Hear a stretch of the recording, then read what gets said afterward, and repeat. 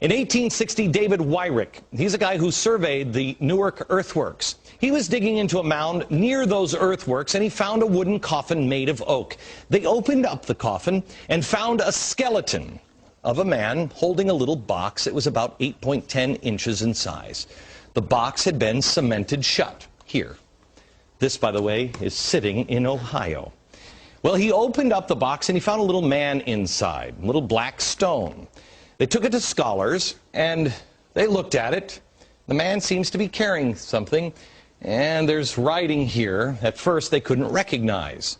The writing is, they thought in 1860, some sort of Hebrew.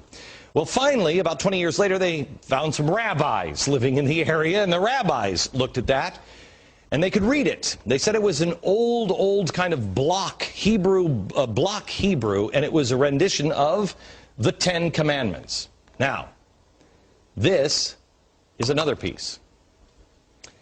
Block Hebrew, they said they'd never seen anything like it. Mainstream archaeologists at the time called this a hoax. But then in 1900, or just about after 1900, in Israel, they found the same block-style Hebrew writing. Mainstream archaeologists still dismissed the findings. They found it in Israel, and they found it in Ohio. But there was another stone that they found that they couldn't argue. This is the Bat Creek stone. It was found during the course of an official Smithsonian evacuation. The Smithsonian didn't understand the meaning of the writing on the stone. They thought it was Cherokee, since it came from Cherokee country. They didn't realize that it's actually Hebrew. They had published this originally upside down. They threw it in a box at the bottom of the Smithsonian, put it in the basement. Many years later, a scholar took it out of the box, looked at it, and went, oh my gosh, it's upside down. It's Phoenician, ancient Hebrew.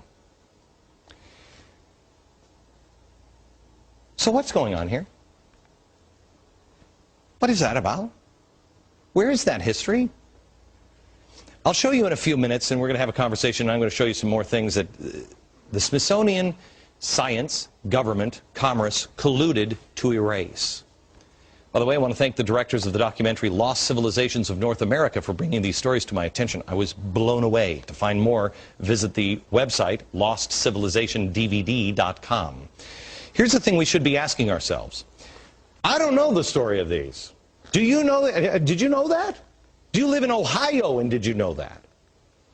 Why not? Were the American Indians wronged? Yes. Yes. And that's what we focus on in America. Is we were bad to the American Indians. Forget about it. It's in the past. The question should be the ones that the founders asked. Who are they? What knowledge do they have? Can you imagine the difference we would have now if we would put our differences aside and put our past in the past and concentrate on today and say, let's learn from each other. What do you have? What is that? What is that? When we come back, I'm going to be joined by Peter Lillback, who is, I've told you before, is one of my favorite authors. He's going to talk to me a little bit about the founders here. And I'm also going to show you some documents that show how that history has been erased. Next. This is the Smithsonian Annual Report, 1882-1883. This is John Wesley Howell. This is an original copy.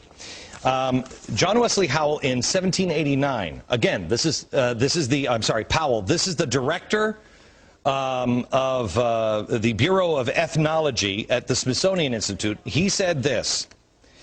Artifacts found prior to Christopher Columbus's arrival would be considered illegitimate by the Smithsonian.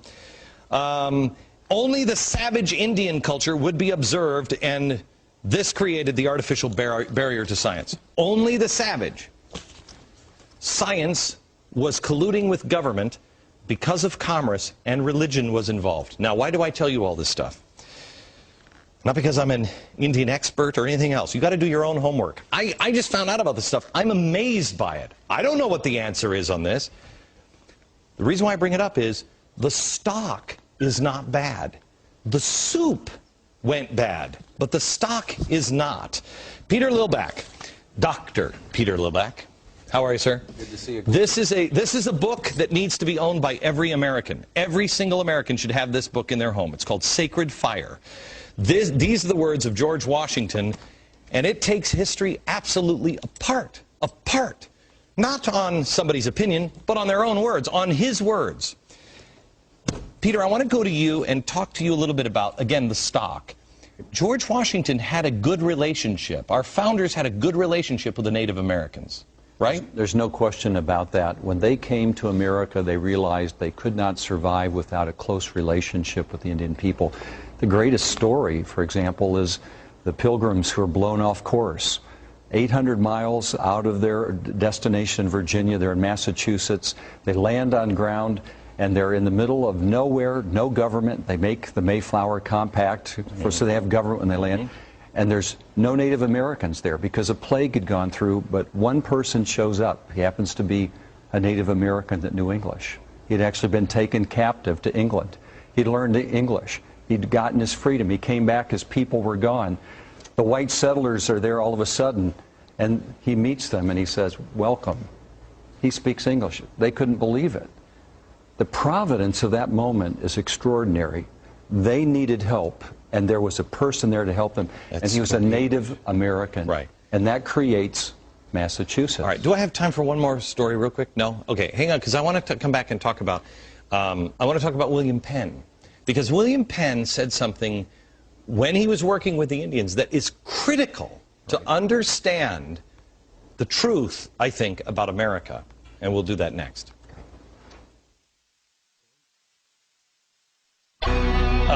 The history that has been erased in our nation, and in particular with the Native Americans, happened because it didn't fit the story they created, Manifest Destiny. It only works when Indians were savages, and they had to have savages for commerce and government to expand. The ancient artifacts prove otherwise. Why aren't we looking into those? Peter Lillback is the president of Providence Forum and the author of George Washington's Sacred Fire. Okay, Peter. I think a great place for Americans to understand the truth about Americans and Native Americans and African Americans, all of it. It comes from William Penn. Tell the story. Great story. Philadelphia, the great founding city of the United States. That's where government began. It was founded by William Penn. He wanted a city without walls. And he determined that he would do it by making a constant commitment to justice and ethics with the Native Americans. There never was an Indian war with William Penn. And there's a wonderful treaty that still exists that describes the commitment they made. And it says this: there are good people and bad people among all people. There are good and bad Indians. There are good and bad Christians. That's what he called them in Philadelphia. And he said, we must come together so that we will address these problems that will come with respect and by communication, affirming the good. That's where we need to be.